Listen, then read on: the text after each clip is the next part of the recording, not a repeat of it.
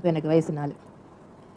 அப்போ சித்தி ஏற்கனவே சினிமாவில் நடிச்சுக்கிட்டு இருந்ததுனால நிறைய சினிமா பட தயாரிப்பாளர்கள், டைரக்டர்கள் வீட்டுக்கு வருவாங்க. எங்கள் அம்மாவை பார்த்தபோது நீங்கள் நடிக்கிறீங்களான்னு அம்மாவை கேட்டாங்க. அம்மா சம்மதிச்சாங்க. என் பள்ளிக்கூட வாழ்க்கையில் இதனால் ஒரு பாதிப்பு ஏற்பட்டதா என்றால் ஆமாம், ஏற்பட்டது என்று தான் சொல்ல வேண்டும். கிளாஸ்மேட்ஸ், என்னுடன் படிக்கும் பெண்கள் என்னை எப்போதுமே வித்தியாசமாகத்தான் பார்ப்பார்கள். ஏனென்றால் அவர்களுக்கெல்லாம் ஒரு நார்மல் ஃபேமிலி லைஃப். அப்பா வெளியே போவார், வேலைக்கு போவார், சம்பாதிப்பார், அம்மா வீட்டில் இருப்பாங்க.